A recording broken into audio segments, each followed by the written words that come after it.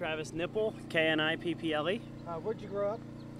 Johnstown, Pennsylvania. Okay, I mean, obviously the story with you is that you appear to have uprooted your life, and are you devoting yourself to Haiti for an indefinite period of time?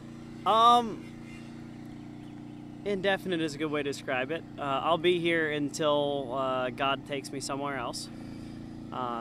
There's certainly enough need to keep me busy with the work that I do with solar panels and electrical work and things like that.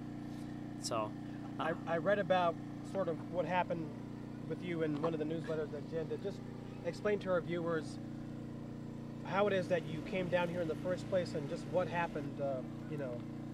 Well, after the earthquake hit in January 2010, I felt the desire to come down and aid in the disaster relief efforts.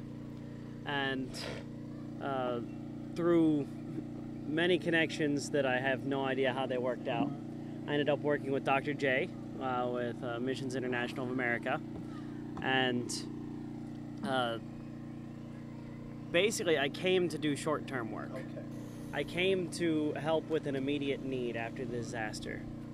And throughout 2010, I ended up taking 5 short-term trips because the need just became so evident that I had to keep coming back. Each time I came with one job in mind and left with 3 or 4 more requests for help.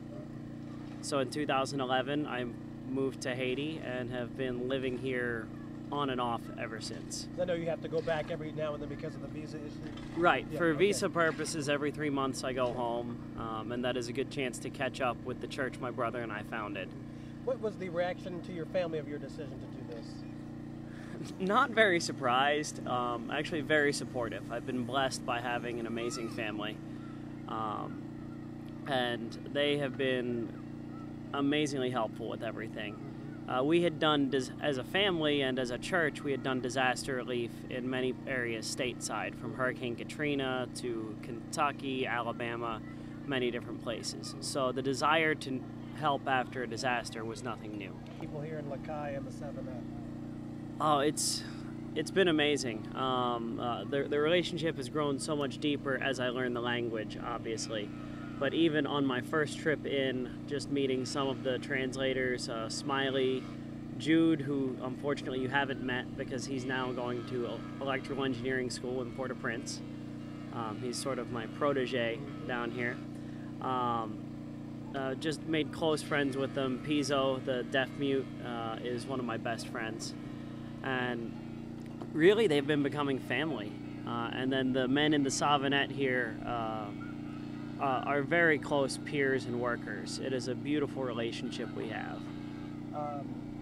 Can you consider, first, what is your impression about, how do you think that the people here feel about the work that the mission and you and Dr. J and everybody else from America is doing to help these folks here?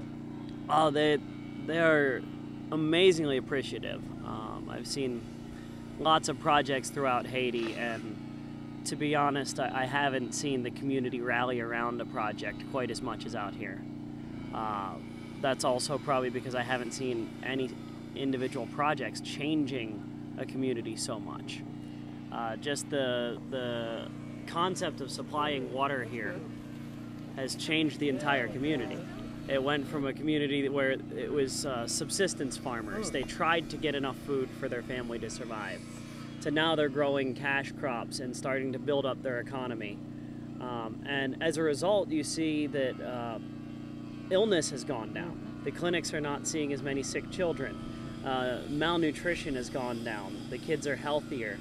And as families have more money, more kids go to school.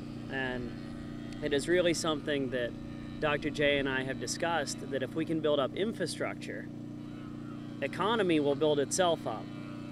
And that will solve some of the other problems, such as orphans, malnutrition, sickness, lack of education.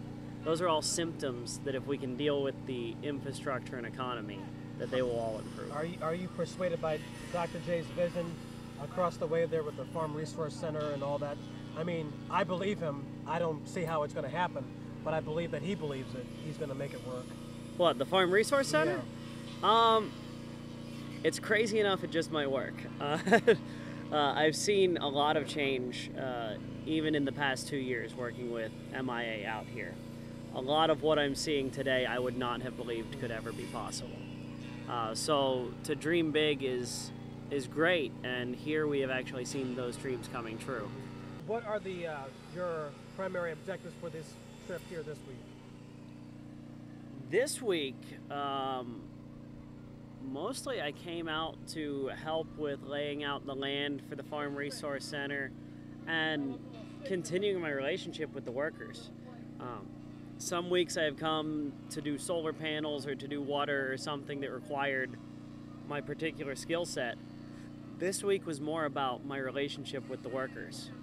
My presence here is helpful in motivation, and just, them knowing that I'm here working with them helps their work ethic as well.